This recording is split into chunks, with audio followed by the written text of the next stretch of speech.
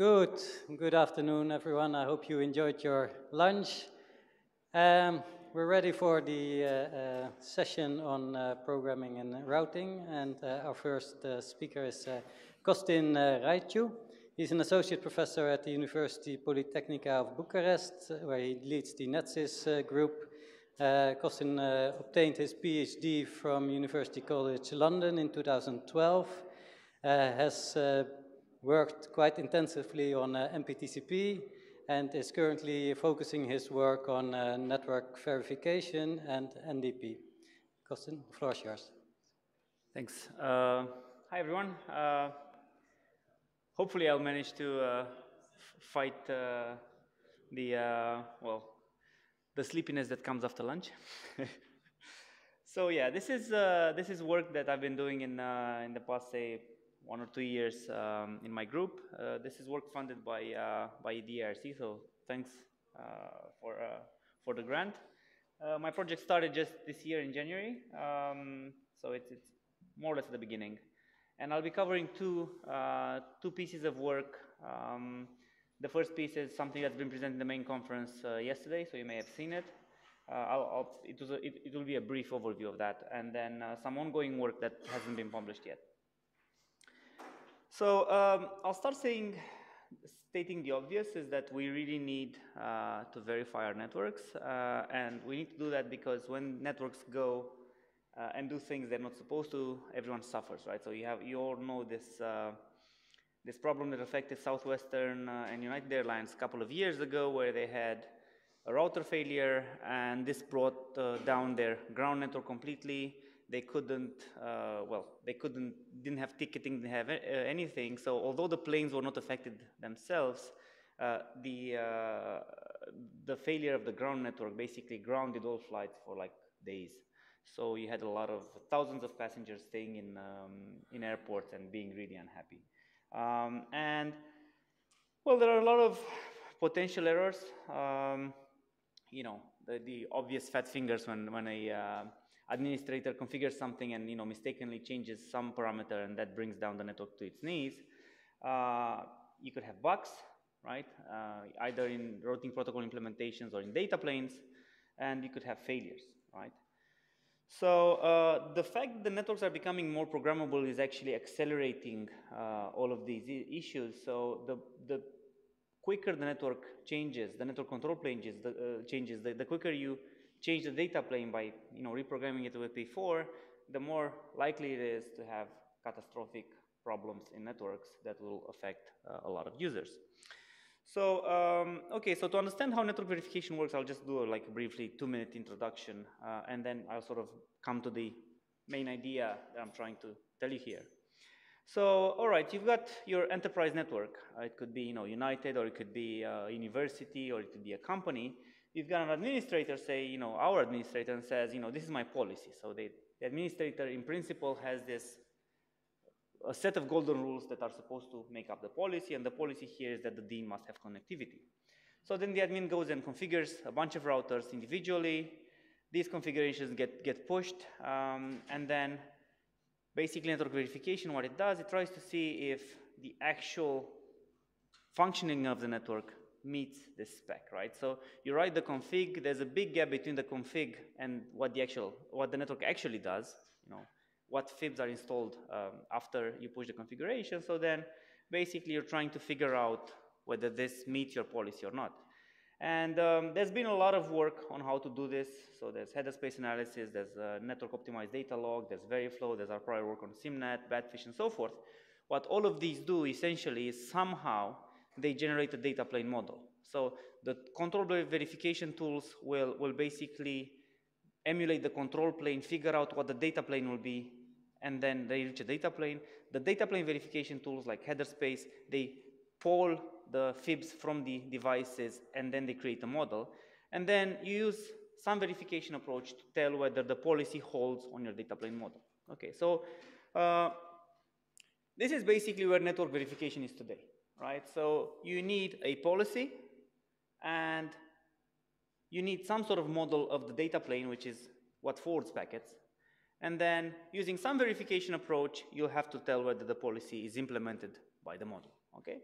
And there's a lot of work, and this scales fairly well. You know, you have data center networks that can be verified like this. So it's a fairly mature field.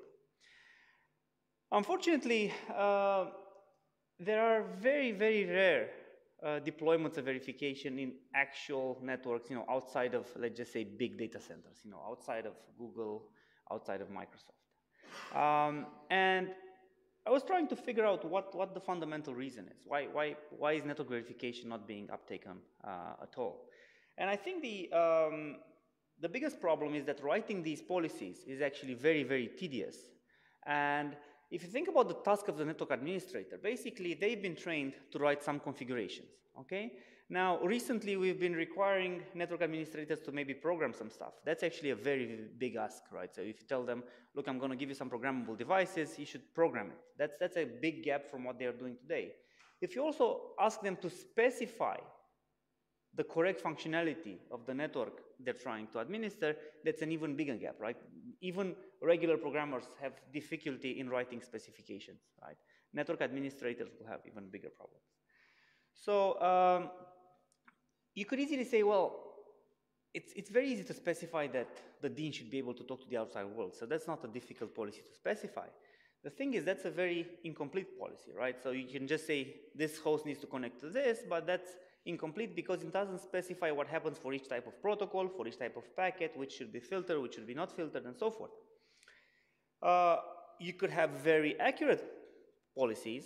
For instance, you could write them in data log, or you can write them in computation tree logic, or you can actually take the stepwise verification and refinement method that was proposed, for instance, by Cocoon a couple of years ago in NSDI. The problem is now you're in the realm of pure software verification or hardware verification, doesn't matter, and actually you require expert time to be able to do this. So this is for sure not going to happen for most networks, okay? So to sum up, the state of the art is the following. We need verification, we have the verification tools, all the verification tools need some policies. However, writing these policies to be complete is very difficult, and basically we're stuck between a rock and a hard place. So what I want to ask is, could we have network verification without policy specification, right? I mean, this is, you know, intentionally a very, very strong goal. What I'll show you is that you can verify some aspects of the network either without specifying anything or by specifying something very, very simple. So the two main directions I want to cover in this talk are the following. First, we want to discover functionality or behavior in data plane programs that are for sure wrong, okay? These are the so-called bugs. If you write a C program and the C program has a null pointer dereference, that's for sure a bug. It doesn't matter what the C pointer is, the C program is meant to do. If it segfaults, then for sure it's not doing what it's supposed to do, okay? So we want to find these bugs in data planes. And for sure, if you find them, they are for sure problems. So in a sense, there's no specification needed. We all know bugs are not good. The other approach is to basically see that equivalence between two different data planes is a very simple way of specifying what a certain data plane should be doing. And in many cases, you have networks that should be behaving in the same way. And if you can just check whether this equivalence holds, you can find a lot of problems. And I'll just go through these in turn.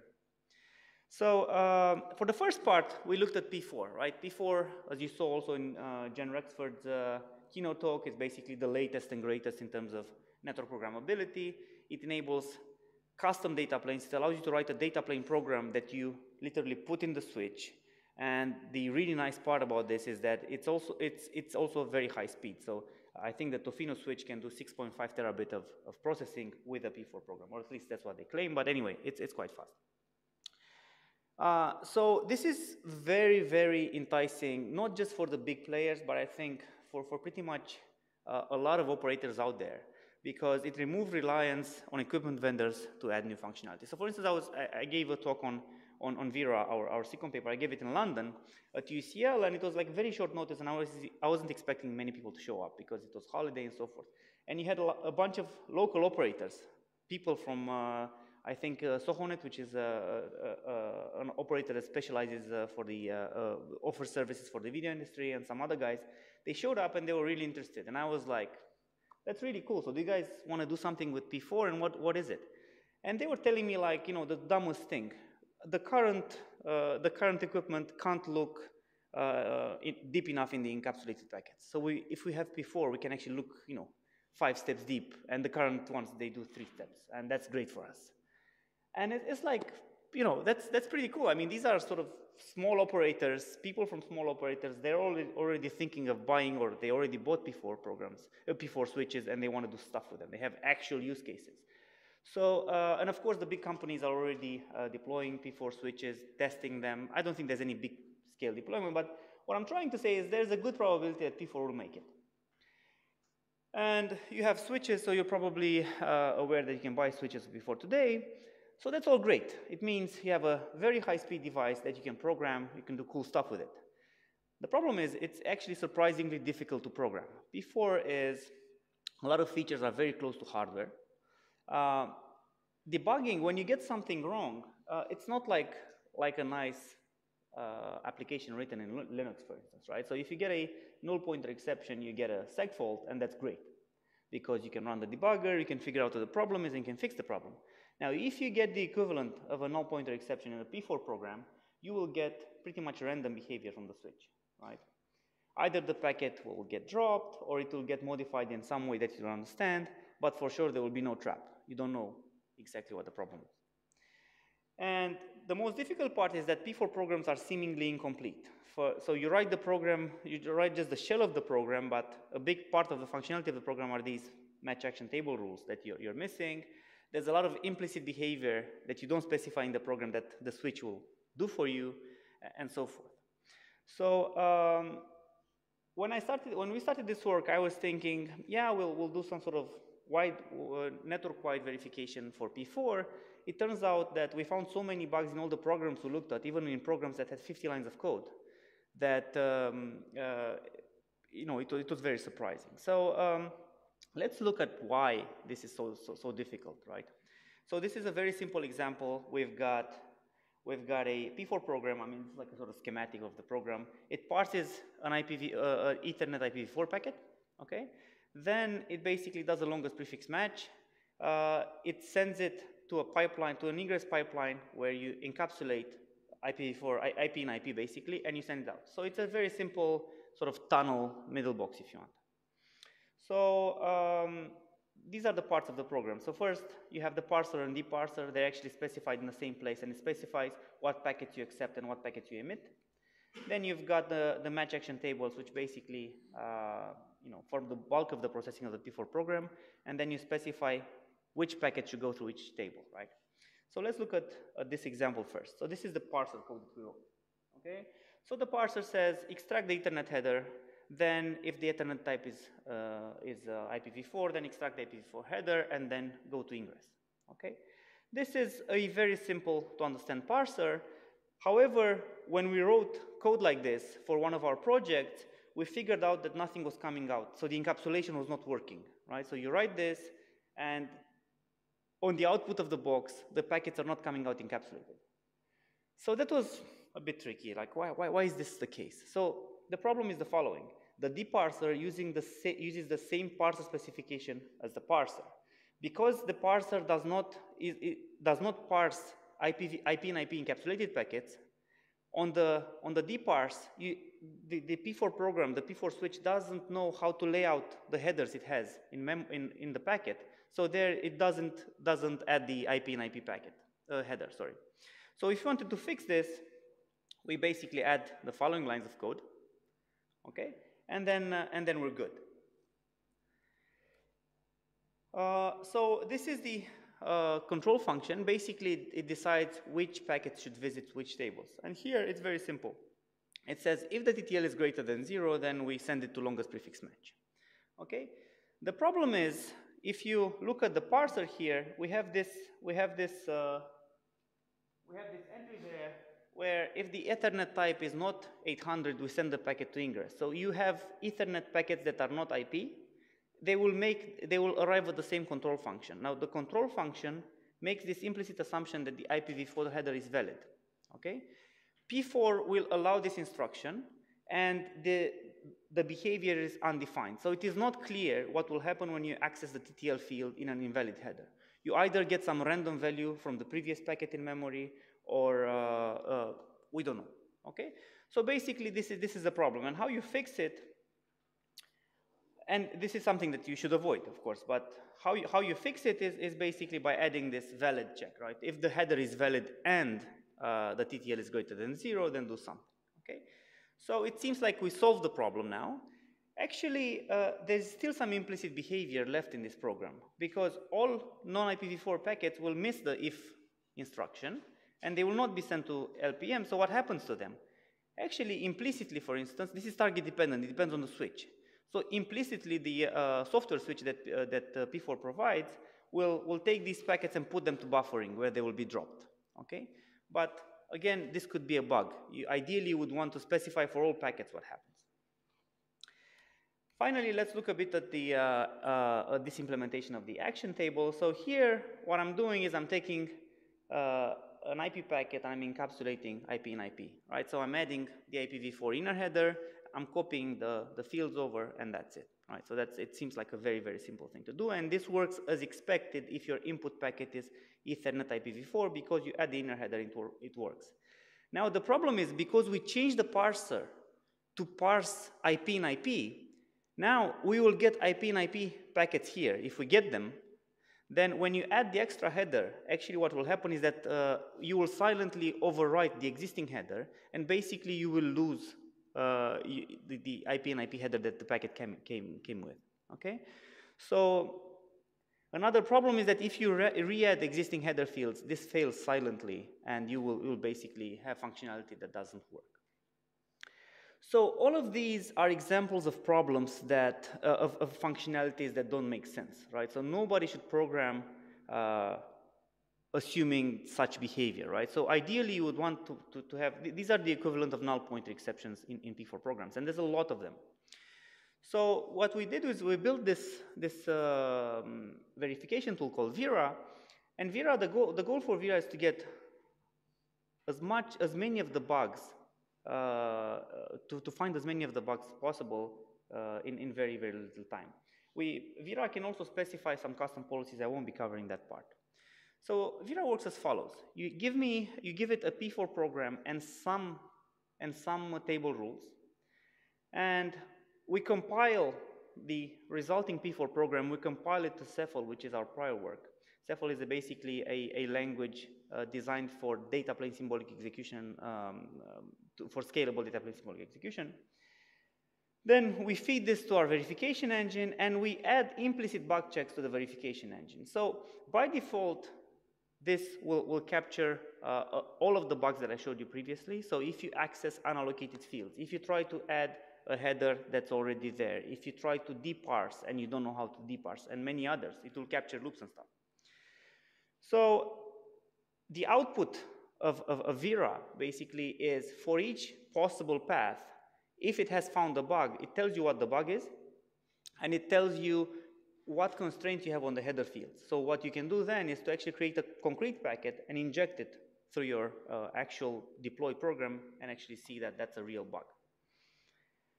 Okay, so how does Vera work? I think I'm running slightly late, so I'll have to speed up. Anyway, so I think I'm just going to skip this part. So it's, or maybe I shouldn't. Okay, so basically Vera works as follows. You create, you look at the headers that the program could accept, and you create a symbolic packet for each sequence of headers that is acceptable. In this case, we have an Ethernet IPv4 header. We make all header fields symbolic, which means they can take any value. And then we simulate what happens when you inject this packet through the program, right? So at first, this will reach the parser, and then it, depending on the type, you either end up at control ingress, or if the type is not 0800, you'll end up at buffering, right? This packet will be implicitly dropped. So basically what we have is the first path through the program where you have implicit drop behavior, which we flag as a bug. Now, we have another live packet where the Ethernet type is correct. So we continue symbolic execution. In this particular case, if the TTL is greater than 0, then the packet will go to longest prefix match.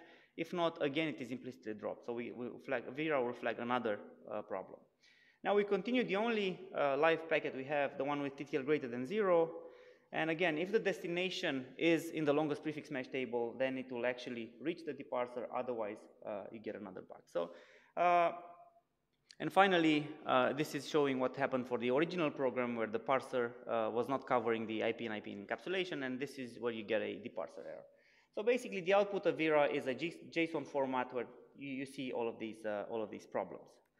So we applied them Wehrle to all the P4 programs we could find well, a couple of months ago. Now there's more P4 programs out there, and this is basically the evaluation. So on the left, we have the name of the program, and then the lines of code in each program. The time it took for Wehrle to actually verify the program, so you see it's between sub-second and a few tens of seconds for the biggest program for switch. And the dots represent the bugs we found in each program, the types of bugs we found in each program. And I don't have time to actually show you the actual bugs, but the takeaway is that all of the programs we looked at have at least one bug. And surprisingly, even very small programs had multiple bugs in them. And these are programs in the tutorials, in the P4 tutorials. So this is very bad, right? This is very bad because if you write a 60-line tutorial and that has like a couple of bugs in it, the way people start coding is like they take a tutorial and they start changing it, right? So it's highly likely that you'll keep propagating these bugs forever, right? So and this is not necessarily because the P4 programmers, the barefoot programmers were lazy or whatever. It's just fundamentally difficult to code this P4 program. Okay, so that's the first part. That's debugging P4 programs. As you saw, there was no policy needed. We just found functionality that was obviously wrong. The second part, I'm switching gears here a little bit. The second part is equivalence checking, okay? So the administrator has this network, right? It has worked for it, it has worked on it for like multiple years. And now it says, well, look, I think the network is fine, right? The way it processes packets, nobody complains, so it must be fine, okay? So what I want you to do is, anytime I change the network, tell me how it differs, right? Make sure that whenever something changes, the way packets are being forwarded is the same, right? That's one way of looking at this. Another way of looking at it is, I'll give you another example from clouds, okay? If you go on Amazon or if you install OpenStack, the tenant will create some VMs, and then it will say how the VM should be connected, and you can actually specify there should be a router here, this should be in the same VLAN, there's a firewall, there's a load balancer. So you can actually create some sort of a virtual network using the cloud interface. And this is, for instance, what you could do with OpenStack, right? And then what happens is that the cloud software takes this interface that you specify and then installs rules in the actual cloud data plane, as in the routers that form the cloud network, in the virtual switches, and so forth. And basically what will happen is that this high-level view will be transformed in some low-level data plane.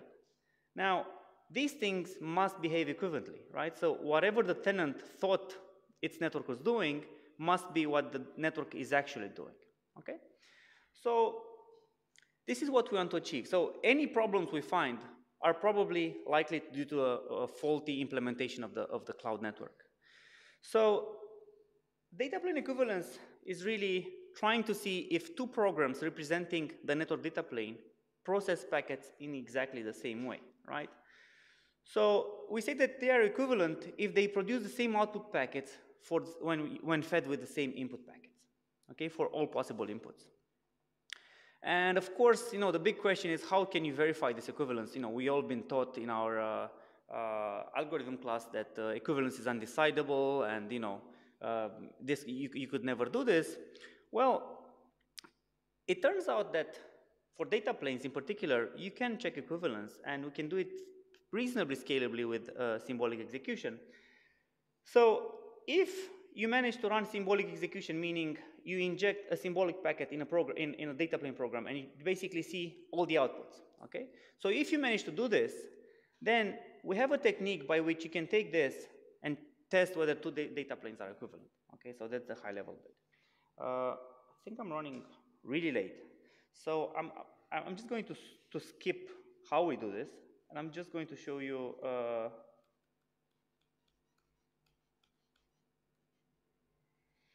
okay. So this is how it works. This is how our program works. Basically, you've got two data plane programs.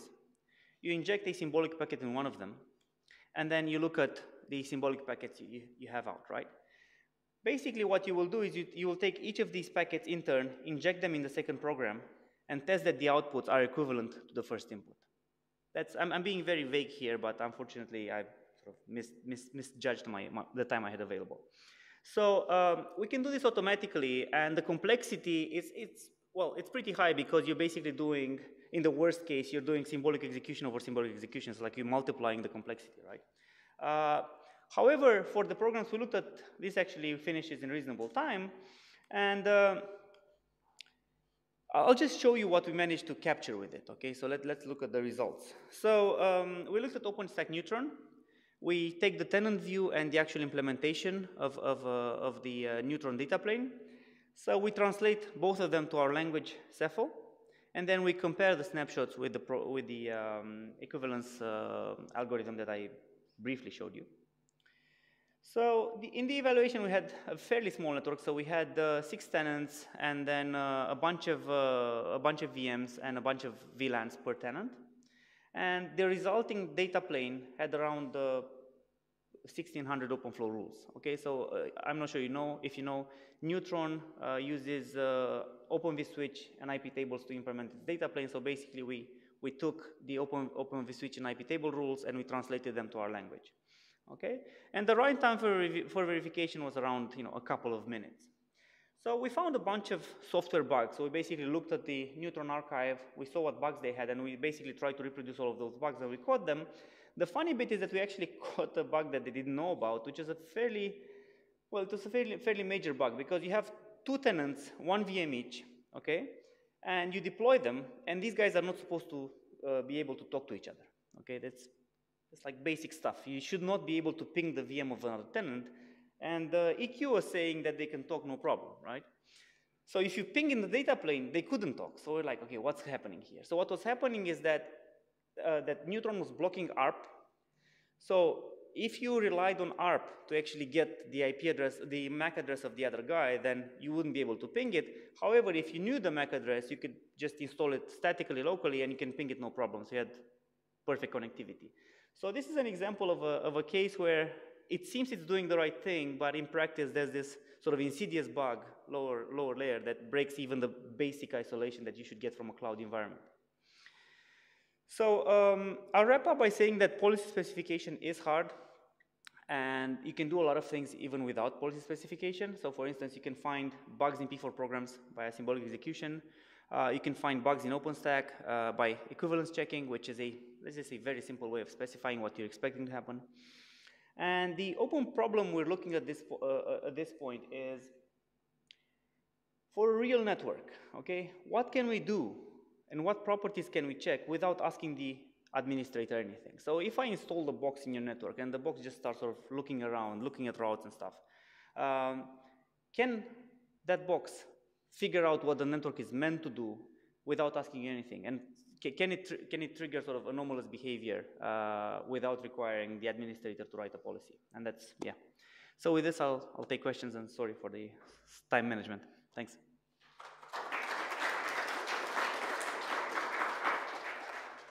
Thanks a lot, Costin. And thanks for keeping an eye on the time as well. It makes my job easier. Any questions for Costin?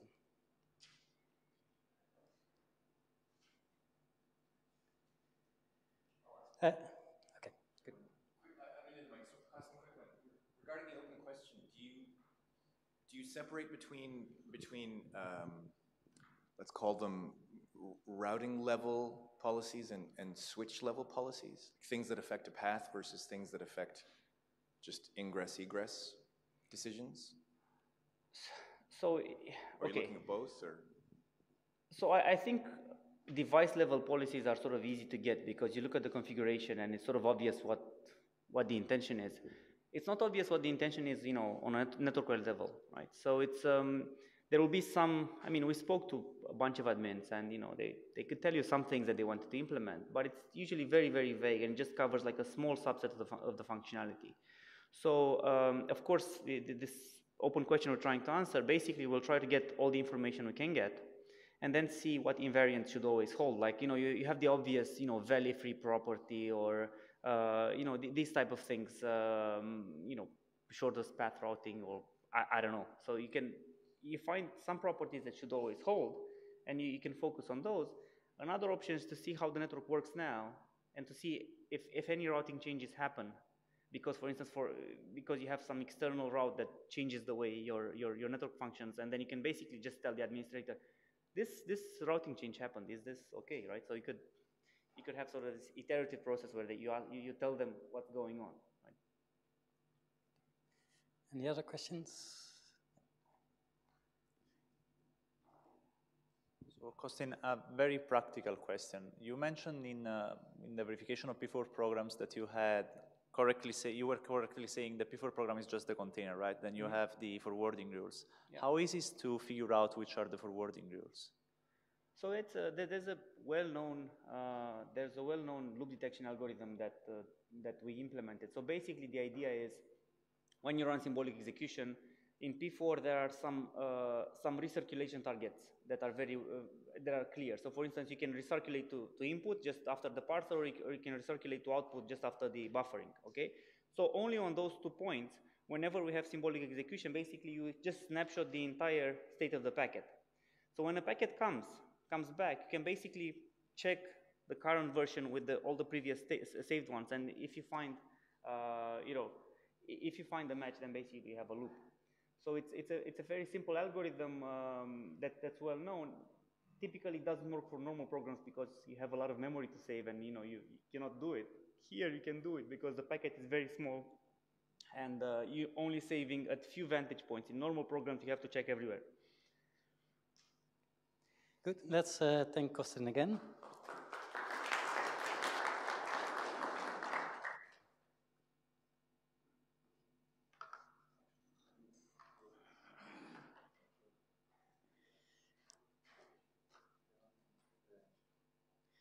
Good. Our next presenter is Klaus Wehrle. I hope I pronounced it correctly. He's a professor of computer science and head of the chair of communication and distributed systems at the Aachen University in Germany. He received his diploma and PhD degrees from University of Karlsruhe. He has been a postdoctoral researcher at the University of California in Berkeley. And he was awarded a DFG ME Neuter starting grant. Many more activities on his bio, but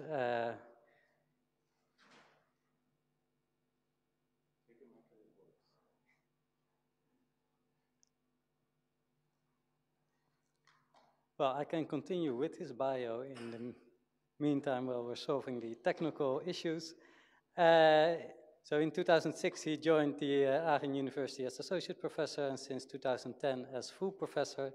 And his research activities are focused on engineering of networking protocols, formal methods for protocol engineering and network analysis, network simulation. Good, we're good to go. In case you want to use the mic. Okay, so thanks for the introduction.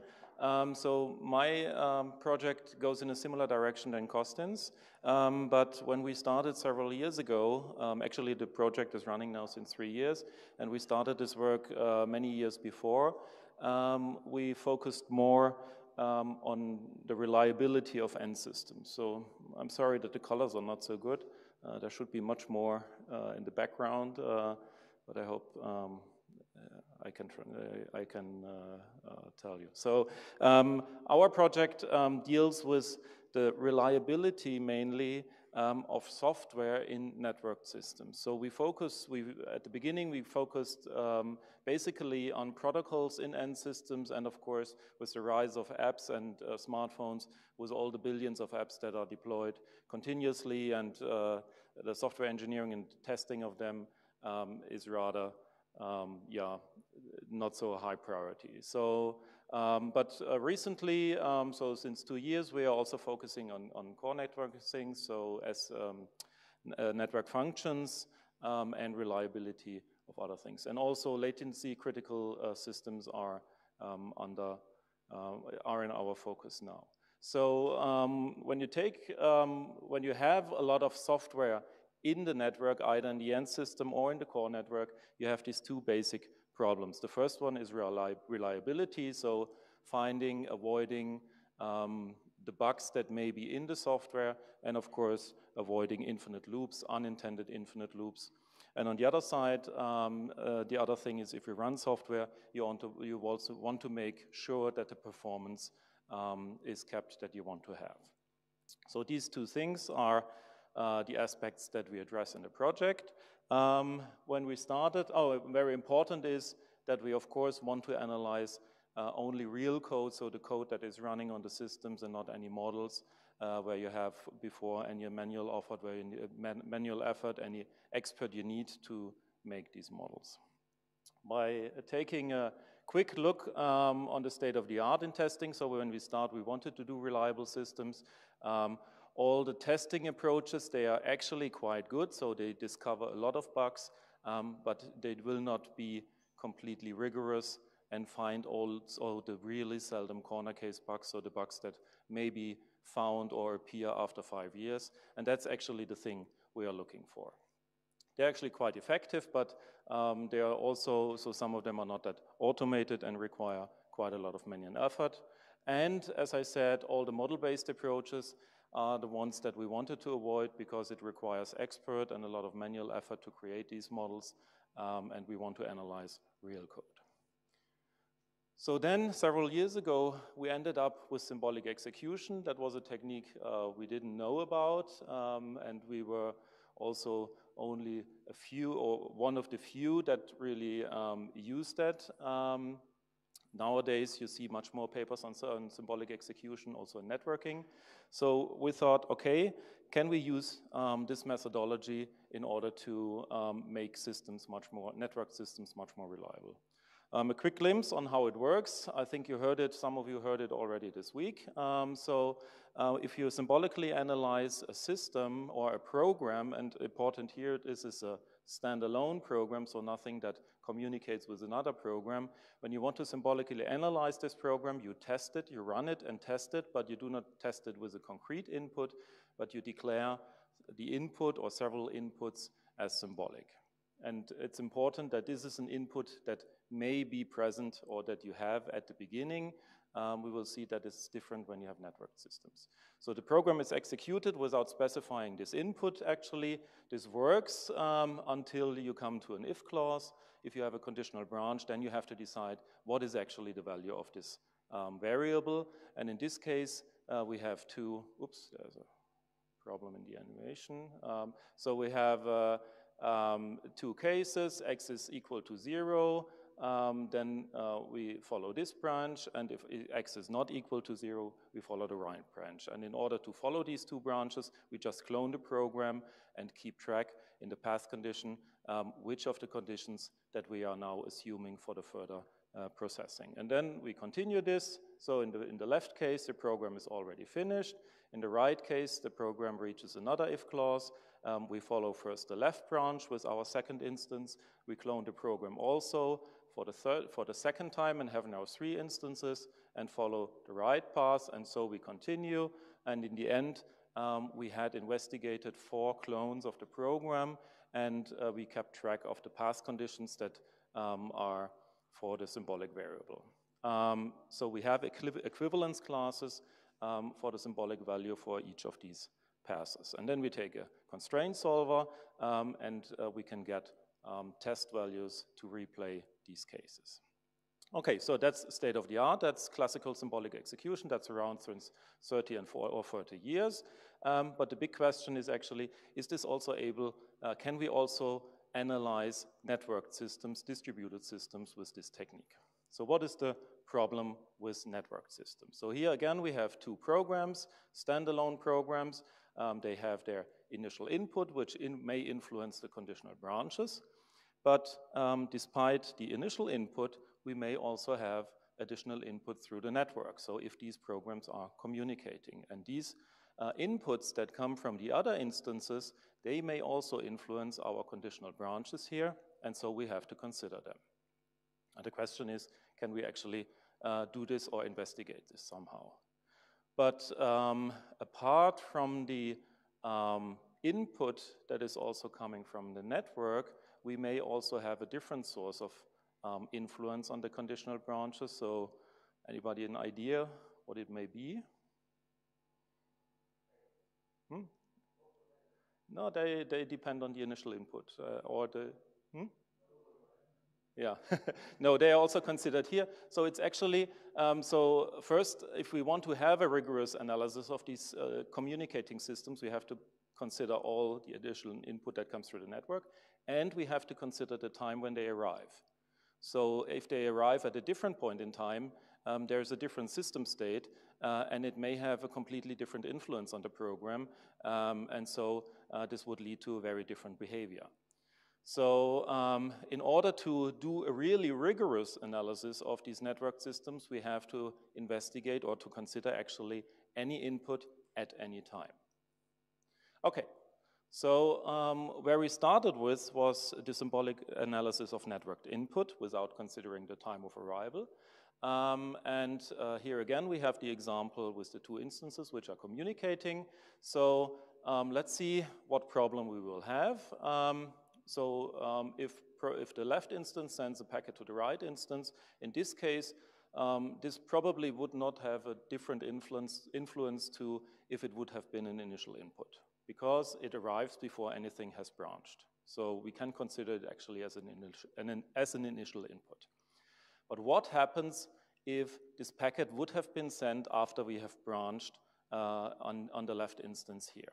So this packet is sent to the other side, and here we already have the blue and the green instance which have been branched and cloned before. So what do we do with this packet? We deliver it to both instances which we have cloned before. That's not a problem at this stage. Later on, if the blue instance here would reply to this packet, it would go to the left where we have already 3 instances. And the question is, to which of these instances will we deploy it or will we deliver it? What would you say to all 3?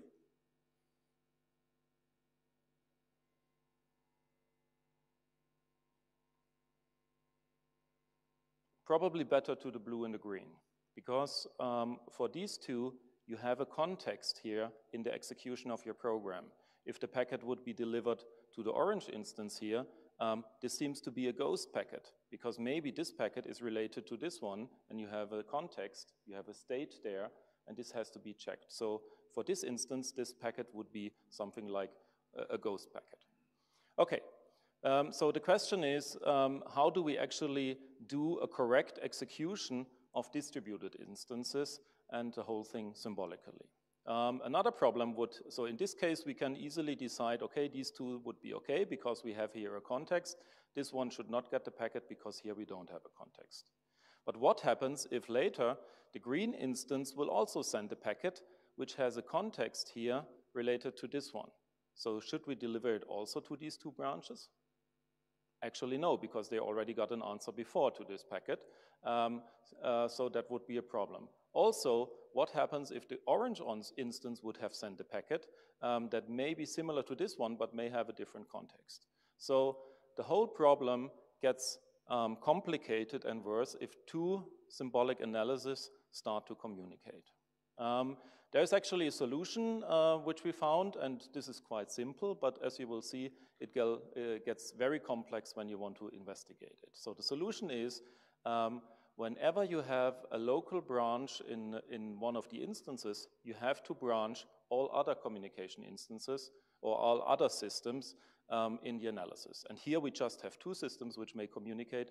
Think of we have 50, 100 or more. This gets a hell of complicated. Okay. And I can show you that. So the solution is that whenever we have a branch in a node, that causes branches in all other nodes, and we have to clone our instances there. And then it works, and they can nicely communicate, and you can symbolically analyze it. Okay, So logically it looks well, but symbolic execution is already hard. So you need a lot of computational resources. Larger programs will not finish. So if you do this analysis, it gets much worse. So we have here a simple example with 7x7 systems with a very simple routing protocol. It's not very complicated, and we analyzed just 10 seconds of simulated time. So the analysis that we did with this conservative approach took 22 hours to finish. It created 800 or 779,000 clones or states that had to be analyzed, and the memory consumption for this very simple program was about 24 gigabyte. So the conclusion was the basic implementation of this formal method of what we call symbolic distributed execution is not really scalable. Since time does not permit, I cannot show you how we did, but what we actually did now is we analyzed under these 700-something thousand states, which are actually redundant, which we don't need, and so forth.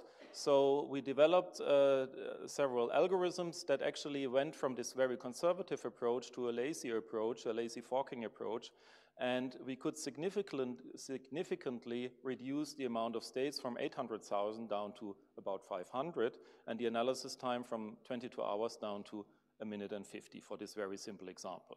So after this, we got a bit relaxed and said, okay, this could be an interesting analysis methodology, and with all these state reduction techniques, it enables much more scalable analysis. So the result of this was that we applied it to embedded system software, to the Contiki OS, and found easily two very severe bugs which haven't been found for a longer time. One, actually, the effect of the bug was known, but the cause for the bug haven't been found. So the typical bugs here are that, for example, two communicating instances, they have different systems, they have different states. So the one, for example, thought the TCP connection is established and the other thought it's not established, and that was a bug we found. Okay, and with this we continued, but as the people know that do symbolic execution, as soon as you have a loop, you run into some problems. And especially, you have to decide, is this actually an intended loop or is it a non-intended loop? So non-intended infinite loops we consider as a bug. So that was the next thing we did then. So we wanted to find out in protocols, in systems, can we find unintended infinite loops, liveness properties. So our liveness property, we defined our own one, which is a bit different than the typical liveness property. So we asked ourselves, what is actually an unintended infinite loop? So when is a loop infinite first? So a loop is infinite when you come to the same state again and again. Maybe sometimes with different intermediate steps, but you come to the same process or system state again and again. And when is this a bug? So here we defined it's a bug if you reach the same state again and again and you do not consume any more input. If the process is producing output like a log process, that's okay, but if it does not consume any more input, we consider it as a bug. So how do we do this detection of reoccurring same states? It's a very simple approach. It's a bit like Costin just described. So here you have a simple program, and for each of the instructions you execute, you actually have to compare after the execution of these instructions, is the system or the process state actually the same as one that I had before? So you have to keep track of the system states and then compare the new system state with all the previous ones you had before. And as Costin said, this means you have to compare a lot of memory, so actually the whole process memory. So after the next instruction, you have to compare this system state with all the previous ones, and after this one, you compare it with all the previous ones, and after this one, you finally reach a state which you should have seen before, like here, and then you found out, okay, this is a state I had before, it's exactly the same, and I have not consumed any input, so this is a bug. But this is infeasible to do, to compare, for example, in each step 4 gigabytes of RAM. So what we said is we have to simplify that and just take fingerprints of these system states. So first, we did not store the whole system state, but we just created a fingerprint, like a hash value. And we did not that after each instruction, but we grouped blocks of instructions and could simplify that quite a lot. But still, hashing 4 gigs of RAM after each instruction or after each block of instruction is quite a lot. So we developed a very simple but quite elegant hashing algorithm that does not compute the fingerprint from the system state, but just subtracts the effect of the previous instruction and adds the effect of the just executed instruction block, and so you can compute these fingerprints iteratively and do not have to check the whole memory, but just that has been influenced. Okay, and with this analysis, we could found actually quite very interesting bugs. So we applied it to the GNU core utils. These are not network programs, but these are the software suites that are tested a lot in symbolic analysis, especially with the tool CLI that we used for this. This is the major test suite. And actually, before we started it, we thought maybe, hopefully, we find one bug. After all, we found so far 5 bugs in the GNU core util. So for example, one in the program tail, which is a 130-line loop body in a while true loop calling 2 functions. So by just obviously looking at the code, you would not have found that. Also we applied it to BusyBox, another embedded system tool. And here we found a very severe bug in a 490-line while true loop, also calling several functions. And most of these bugs have actually been in these software suites for more than 10 years, deployed on millions of computers, like most of the Linux and Unix systems. So yeah, these are not the everyday bugs, but these are bugs which are really seldom, and we could show that we can detect erroneous infinite loops. Okay. The next challenge that we are addressing now, this is what we are working on now, is what I said in the beginning. If you want to do a rigorous analysis, you should not only analyze network input, but also the time of arrival of this network input or the system state. So here again, our 2 instances from the beginning, when they are communicating. So this message in our previous analysis always arrived at the same point in time. And if you assume, sorry for the colors, that in this execution tree here, it would have caused a bug if the message would have arrived in this point or at this system state or this point in time. It would have caused a bug, but we would never find this bug because we always have the same latency here. And actually the latency can be different or even infinite. And so we have to find a methodology to analyze all possible cases. The naive approach that is often used in testing is just to choose a certain number of points in time you test. But if you would have chosen these points in time here, you would have not found this bug because the message would not have arrived in this system state.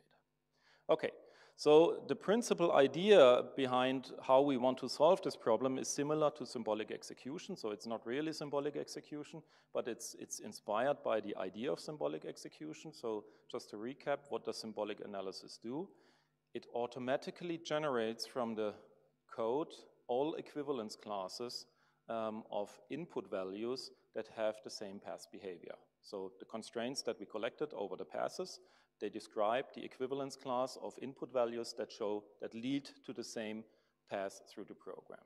And this is actually what we want to do here. So we want to create, or we want to derive automatically the temporal equivalence classes of all arrival times that lead to the same system state, and that also by code analysis. And then we would get these set here of equivalence classes, and then we just test them and would have found the bug here with testing the red class. Okay, So this is basically what we have done in terms of reliability, or what we are currently doing in terms of reliability.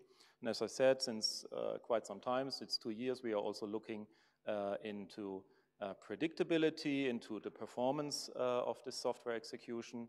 So what we showed last year as a previous or a glimpse on this at SIGCOMM as a poster was the question, so if you run a network function, how can you actually answer these questions? So for example, if I run this network function, what are the necessary processing resources? What is the expected or worst latency?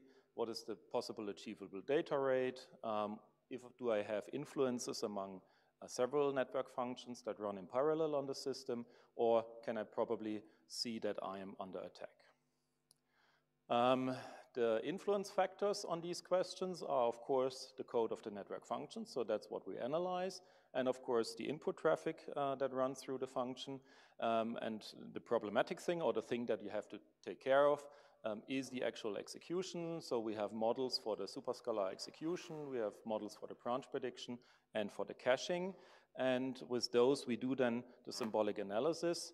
So we take the network function code, analyze it symbolically, then we get the execution tree, maybe we find some bugs in there, correct them, and if we have the final execution or the final code then we take all the possible paths, convolute them with our models, apply the input traffic on them, and then get a set of very nice curves, which then show how the performance of the network function is looking like. So for example, here just 2 examples here. So for a firewall network function, we have 2 implementations, and you can easily see the difference of the performance of these 2 implementation types. So that's actually something that you can apply in a bachelor course. So you should not apply it or implement it as a decision list. You should implement it as a decision tree, and you can easily see the performance as it behaves here. So the blue is the measured, what we measured in the test bed, and the green is what we predicted beforehand. You can also compare beforehand, before you deploy the network function, the influence of various traffic patterns. So for example, how does it behave under IPv4, under IPv6, or that you can see I have regular traffic, or at the moment, I'm experiencing attack traffic, that you can see on the performance curve then. Okay, so that's my rush through the project Symbiosis that we are doing.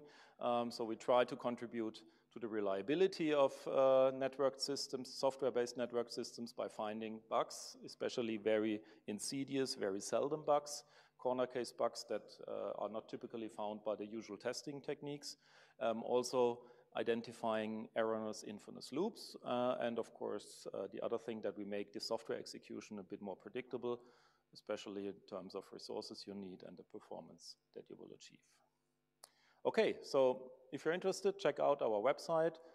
There you find the publications, and I'm happy to answer questions. And of course, if you're interested in the work, contact us. Everything is open source, and yeah, thanks.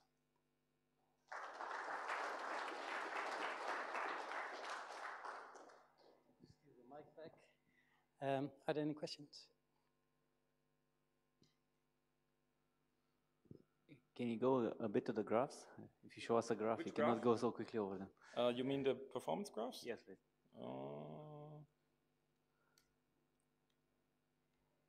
Yeah, this one. So you say that the sort of line, diagonal line, is what you predicted, and the or no, the other way around. So the diagonal line is measured, and the other one is predicted. So I think I took here the graph where one is the CDF and the other one is the individual. So that you have a PDF and a CDF. Okay, all right. Okay, so because I didn't get it. Okay. The visualization not that good. You see on the right side, the blue is the measured one, and the green one is the predicted one. There you see that it's something different, but it actually matches very well. Yeah. Okay, cool. One last question, since we're running a bit behind schedule. I have a very quick questions. So currently you will see the analysis of the code. So which programming language currently do you support? Is it Java language or the C++ language, or the something else? So actually what we are is C. With C++, we have some difficulties, but that's okay. We also solved the floating point problem, so symbolic analysis was not able to support, at least our tools were not able to support floating points, but that we can do now. For Java, there are different symbolic analyzers which we haven't used so far, but since I'm a networking guy and not somebody who works since 30 years on symbolic execution, I think that's also possible. There are tools out there for those, but usually we use C or we don't directly work on the object code. Yeah. Okay, thanks. Thanks. Let's thank Klaus again.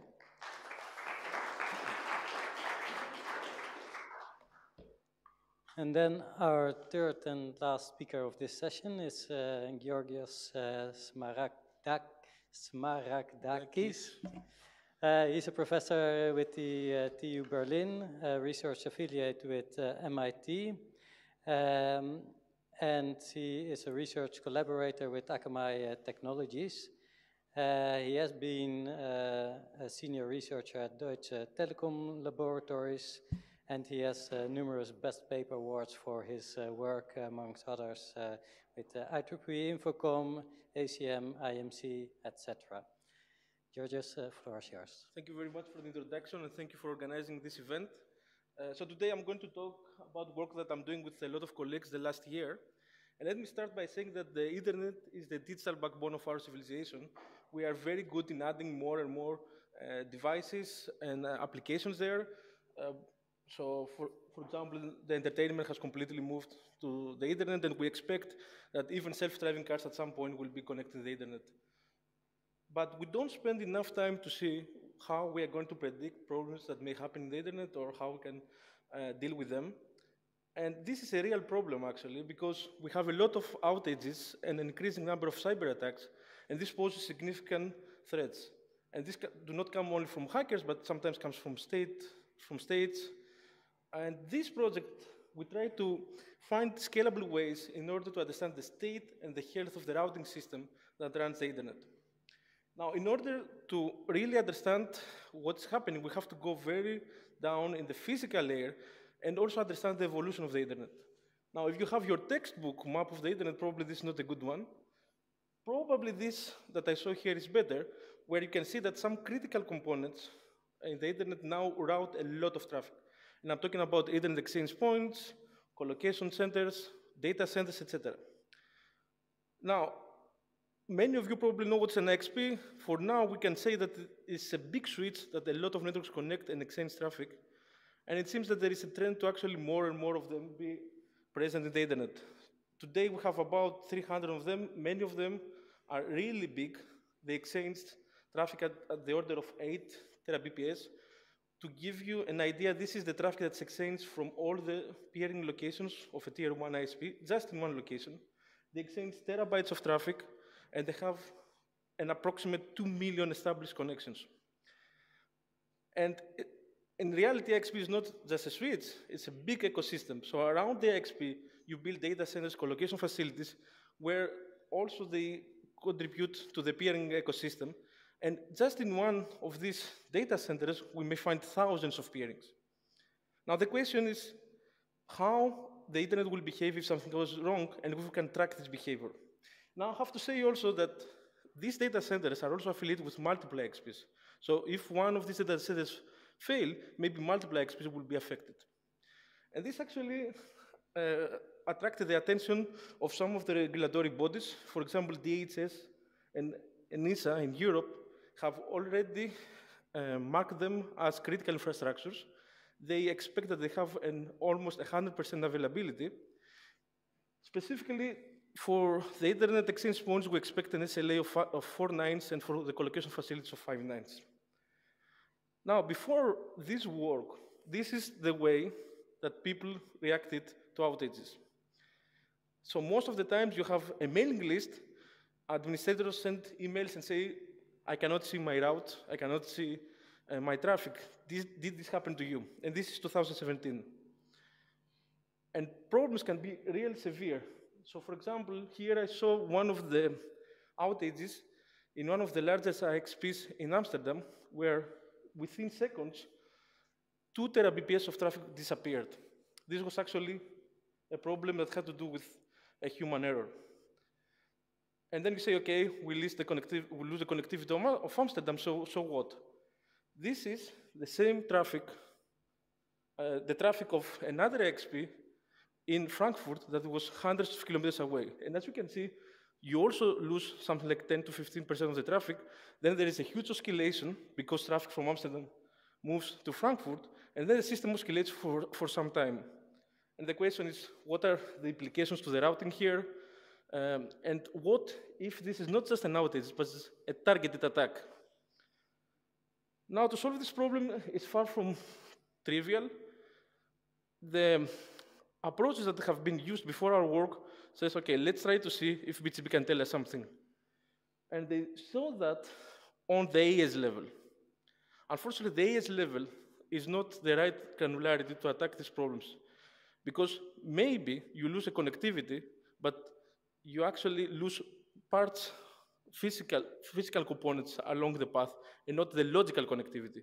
So if you try to use ASs, you may not be able to actually pinpoint where the problem is. And for this, you also have to have multiple vantage points, and also you have to have a continuous monitoring of what's happening. Now, it is easy to monitor the paths with BGP, but it's almost impossible from the BGP to actually pinpoint the physical location that something is happening. I'm talking about the router or the building, anything that can actually give you some information. With the trace route, you can actually, with some very sophisticated techniques, pinpoint the location that something is faulty, but of course it's not scalable, so you cannot do trace routes to all the possible destinations to find out what's happening.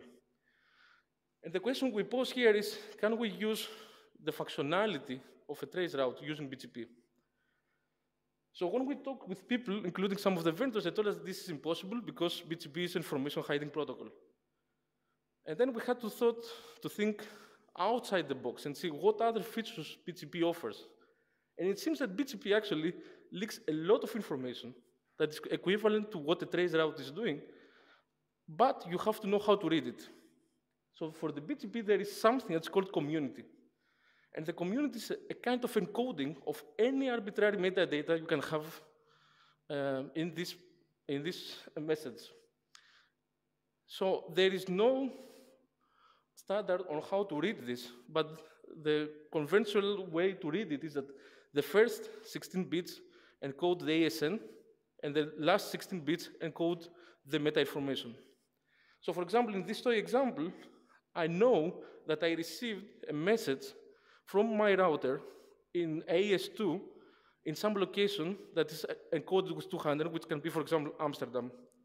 And if I do the same thing for all the messages that I receive, then probably I can see all the paths where they go through.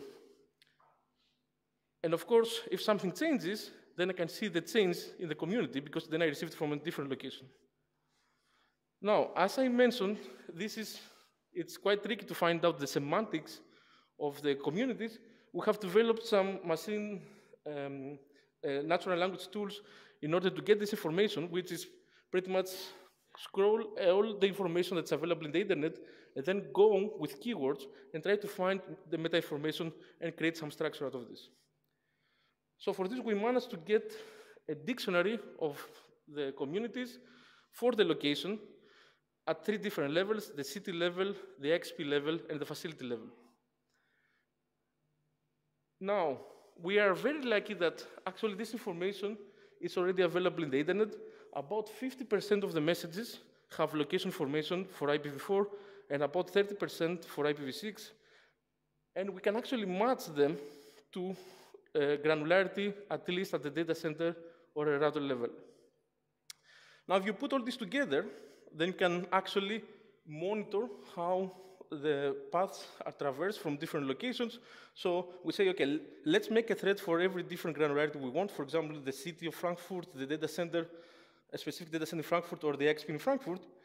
And then as we receive messages, then we measure how many paths are actually associated with each one of these granularities. And as we continue measuring, then small changes of only one network can actually signal that maybe one network has some problem or an outage.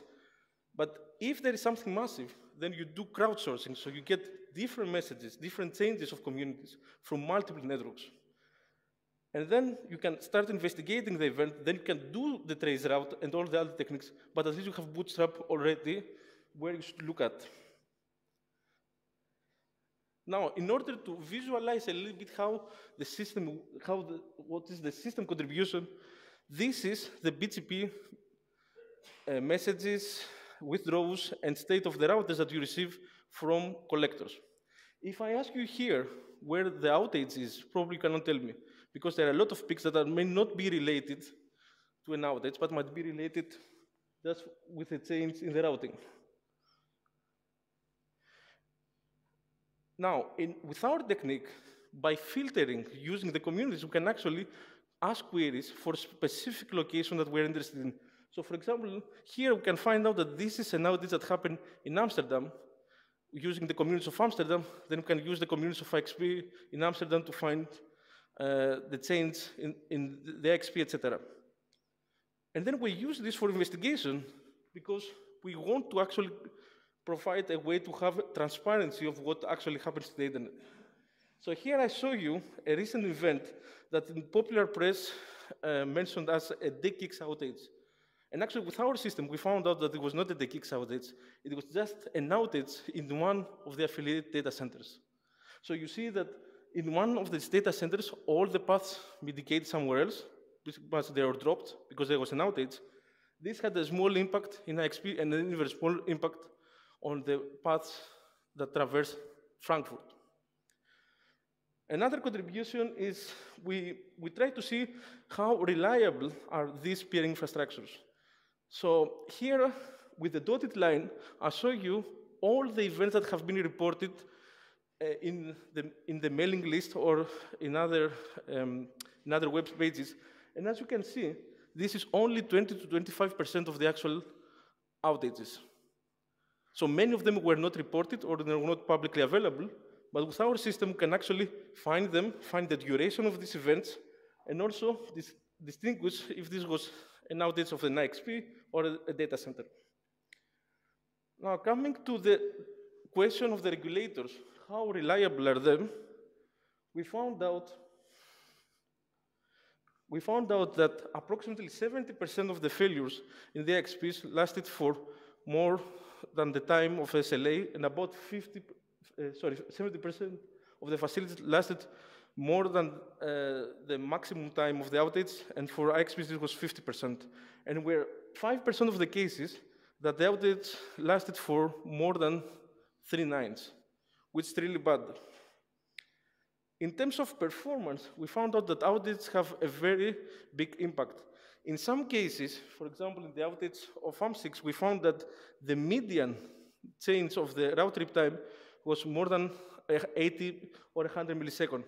And the reason is that a route leaves Europe, goes to the US, and then comes back. And in some cases, even after the outage, we didn't see that this route came back. Okay, so we use communities in order to find out outages and actually pinpoint the exact location of the outage. Can we use it for something else? So can we use it, for example, for cyber attacks? And surprisingly, also, the answer is yes, because there are a lot of attacks that are actually mitigated using BGP. The most common one is what's called BGP blackholing, where a network informs another network using communities to drop a specific traffic that goes to a specific prefix. So then the network receives this community, acts upon it, it drops the traffic, and actually can even send the same message to the next networks, and then you can go as close as possible to the source of the attack. Now, can we use this technique as a proxy to find out both the attack activity and the mitigation activity in the internet? Yes. So here I show you the number of blackholing events for the last 8 years, as we see it from the BGP. You see a dramatic increase of 6 times. And actually, you see many peaks that actually correlate quite well with some known and less known attacks. So, for example, you see attacks in some of the big data centers. You see some bugs. This is a bug in one of the German network research networks where by default, by mistake, they black hole the whole institute. Then you see the DIN attack. Then you see attacks to the press in Turkey. You see attacks during the Olympic Games. And of course, after some point, then you see that there is an elevation, and this is because of the Mirai. So many networks tried to actually defend their systems using black holing during the Mirai attack. And of course, the peak was when the Mirai peak was present.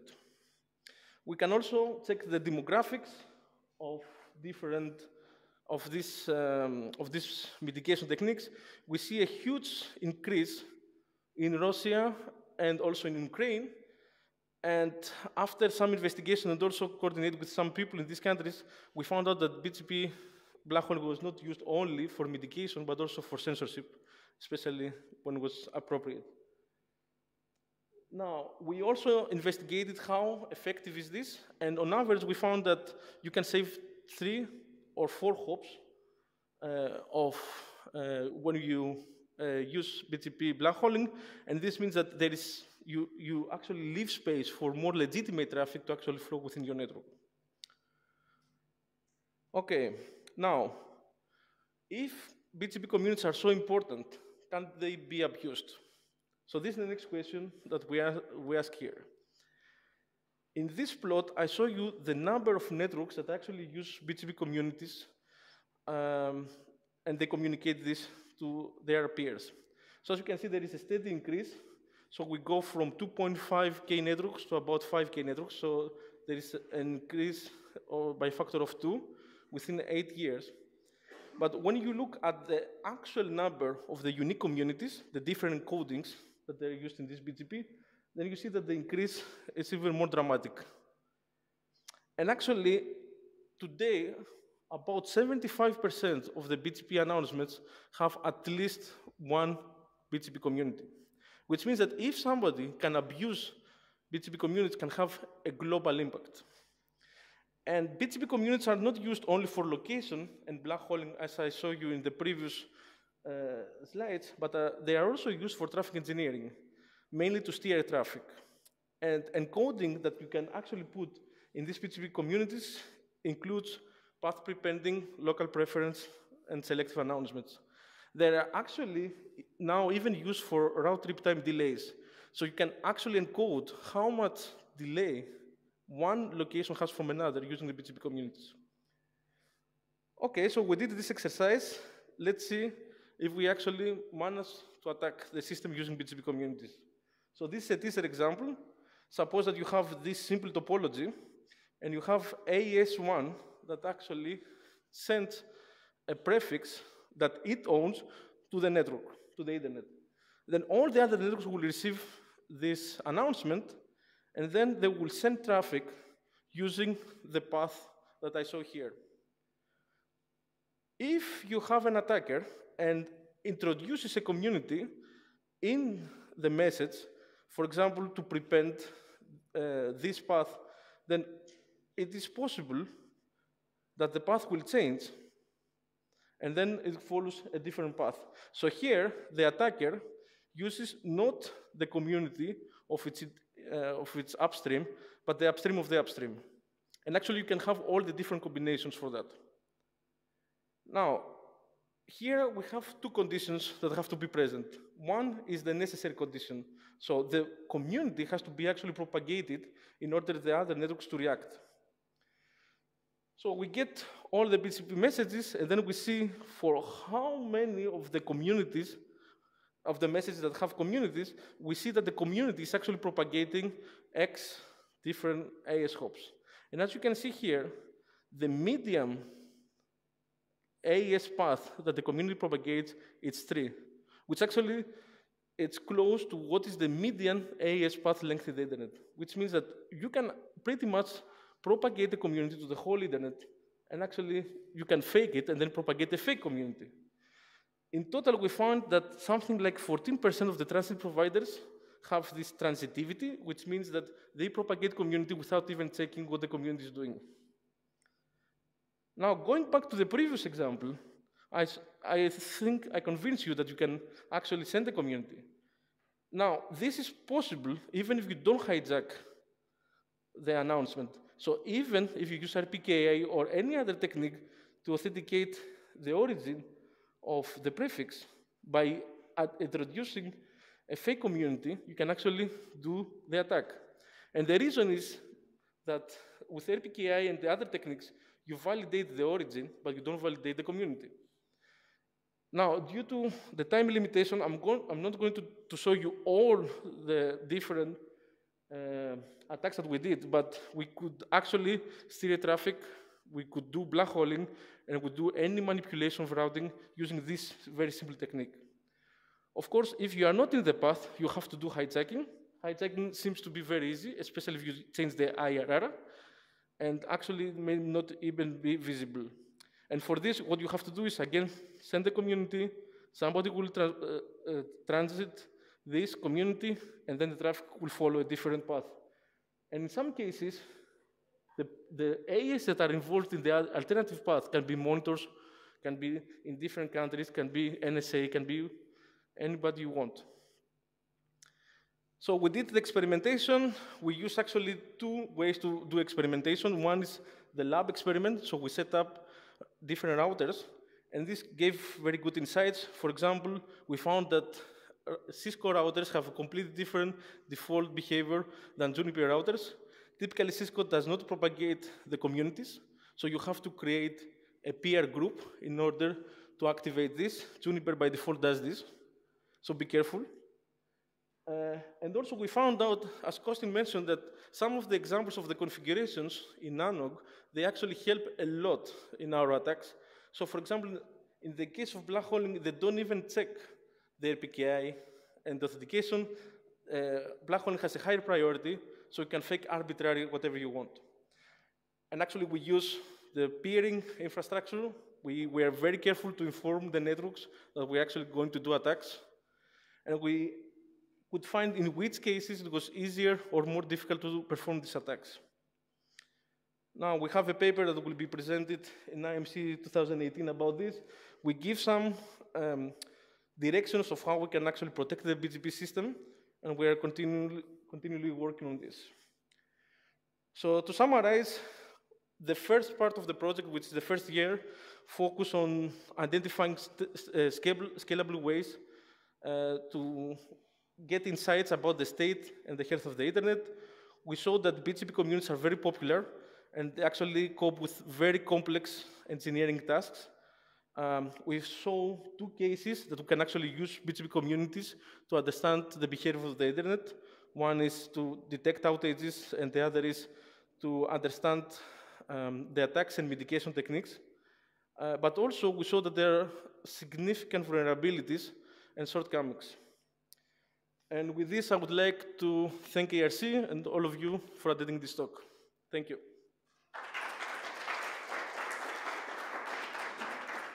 Thank you very much. Again, since we're running behind schedule, I propose to have one question now and any other questions during the coffee break. Is there a question?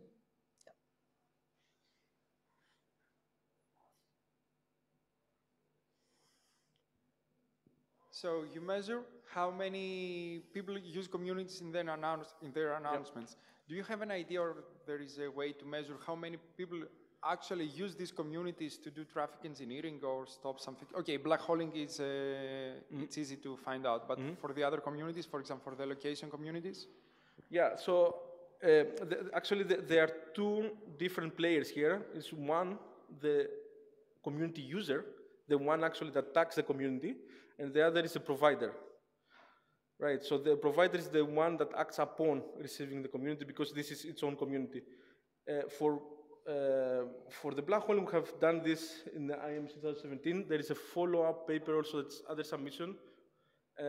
For the traffic engineering, it's a little bit more difficult.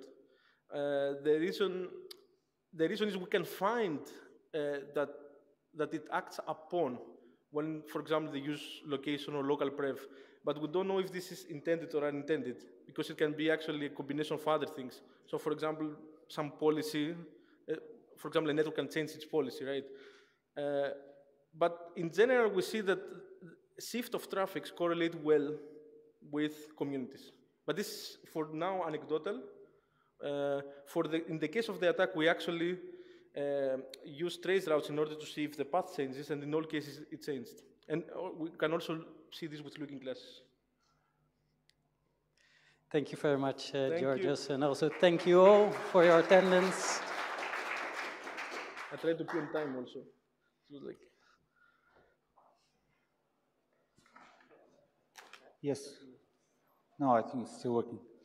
We're a bit late, so since we're closing to the end of the day, maybe instead of accumulating the delay, maybe we just have a very short break and meet in 18 minutes. We have 2 talks in the wireless session, and then we have a panel. So some of panelists have to leave a bit earlier, so let's try to start on time.